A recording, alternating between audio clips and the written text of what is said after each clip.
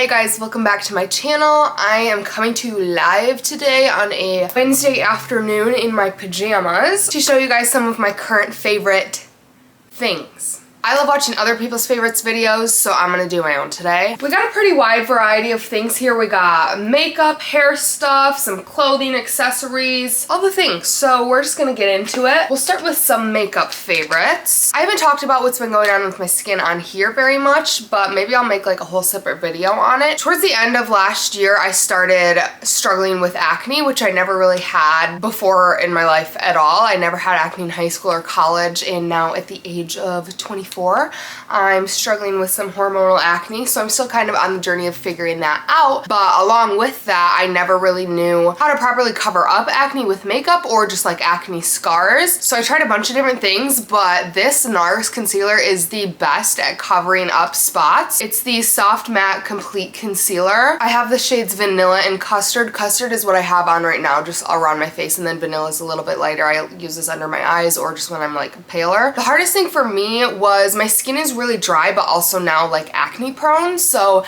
any like full coverage concealer that was supposed to cover the acne, it was so dry and cakey that it just like flaked off my face. This concealer is full coverage, but it's not too dry for my skin. So it really covers up everything without getting like all dry and like separating and like literally crusting off my face throughout the day. And I just like to use it with like a little dense brush like that. This is from Morphe. It's the M173, and you literally need the littlest amount. I touch this like once, and then once I've just like covered each spot, I let it sit for a little bit, and then I just go back in with the brush and blend out the edges, and it just works really well. So if you struggle with like acne or scarring, I would really recommend trying this concealer out. Another makeup fave, if you guys know me, you know I'm obsessed with lip products. I have this like issue with my lips being dry, not even like dry, like dehydrated, but just like nothing being on them. I just hate the feeling of nothing being on my lips. I like need something on there at all times. These have been my favorite lip glosses. They're from Lawless, and they're called the Forget the Filler Lip Plumping Line Smoothing Gloss. I actually saw one of my friends, Kate, post something on her Instagram story, and I was like, what gloss are you wearing? It was so pretty,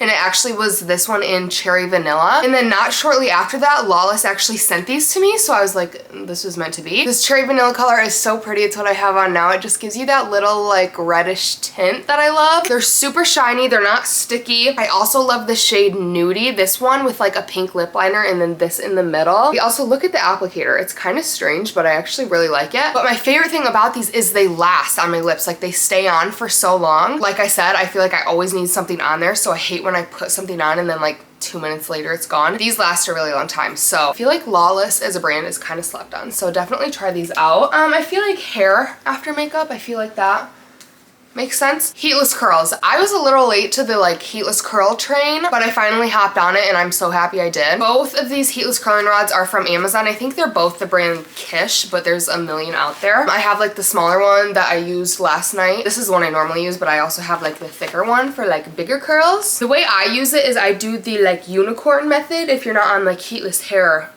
curler TikTok. This is like the unicorn method. I used to do it like this way, but I felt like it just fell out and it wasn't as comfy to sleep with it like that. So I have a tutorial on how I use these on my TikTok actually, so you can go watch that. I slept with this in my hair last night, took it out this morning, and this is what we're left with. I've just never been someone who's super good at like doing their hair or even really like enjoys doing it, so this just makes my life super easy and it's healthy for my hair and I love it. So I just need to talk about this brand as a whole. The brand is Amika. You can get it at Sephora. First of all, how cute is their packaging? Adorable. Second of all, their stuff smells really good. And third, I feel like for the price, Amika is like more expensive obviously than like a drugstore hair care brand, but it's not like the most outrageously expensive hair stuff at Sephora. But the quality of this, like it leaves your hair feeling like you just left the salon. This is my all-time favorite dry shampoo. This was the first product I tried from them. It actually makes your hair feel clean and not like you just dumped like half a gallon of baby powder onto your scalp, and it also smells really good. But the star of the show for me is the Mirrorball High Shine Protect Antioxidant Shampoo and Conditioner. First of all,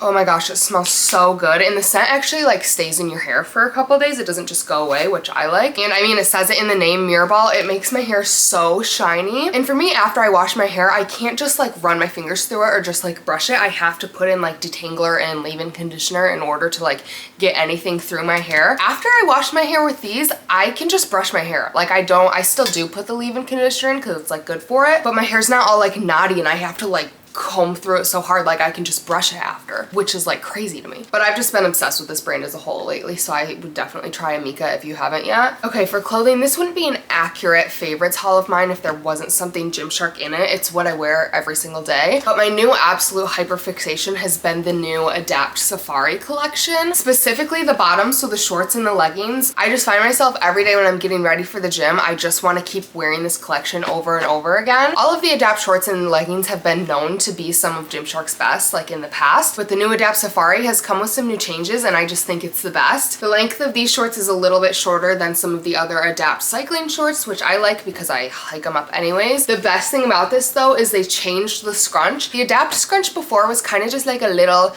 scrunch seam that kind of just sat on the outside and like you could just see it on like the outside of like your butt cheeks just sitting there. But now it's longer and it connects all the way to the bottom seam, so when you pull the shorts up you don't even have to yank everything in your butt crack, it just goes in there. And I'm like, that is so convenient because I was gonna hike it in there anyways, but it just does it for you. These are definitely the most flattering shorts that I own, and they've taken the spot for my favorite gym shorts of all time, so I'm obsessed with these, obsessed with the leggings. The Adapt pattern bra is super cute as well. The color blocking on the straps is really adorable, and I like the kind of just plain bandeau silhouette. I feel like it's very flattering, especially on people like me who don't have much going on in the chesticle area. But yeah, obsessed with Gymshark Adapt Pattern Safari.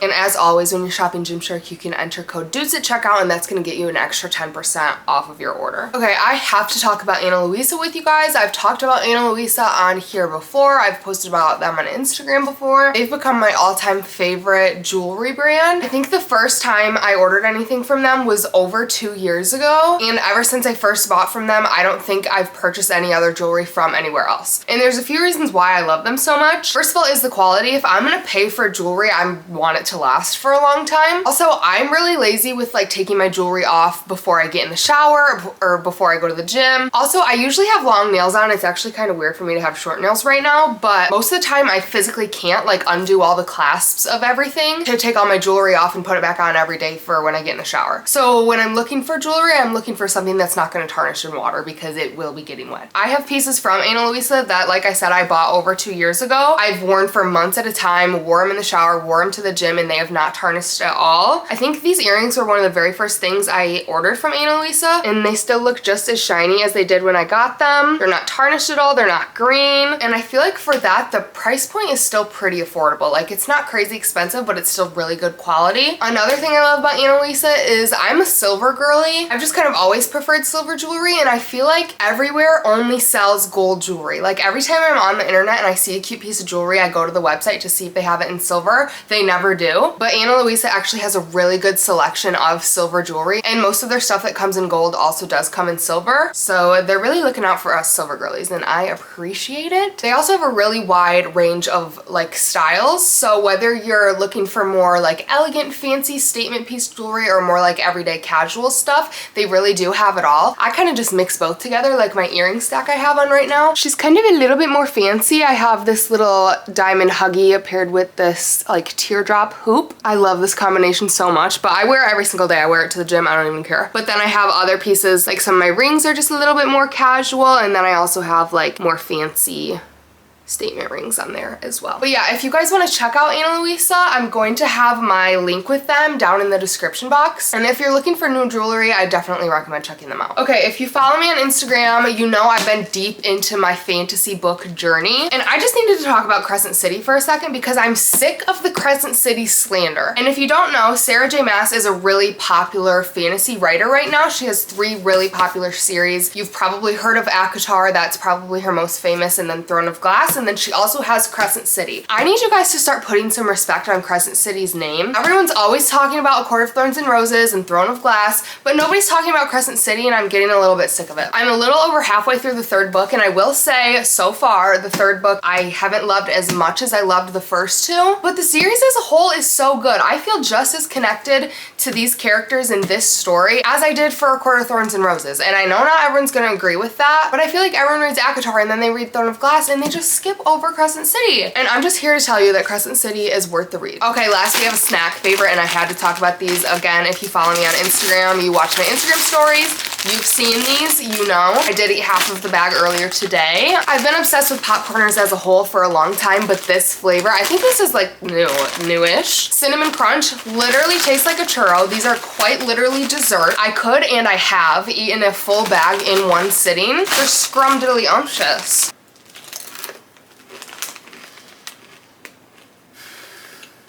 Yeah, they're so good. They're so good. So definitely hop on these if you haven't. And then my last favorite is Bonk. I hope you guys enjoyed this video. I'm gonna link all of the products down below if you saw something you want to try. Also be sure to go check out Ana Luisa through my link in the description. If you want to keep up with me on more of a day-to-day basis, follow my Instagram and TikTok. I love you guys. Bye.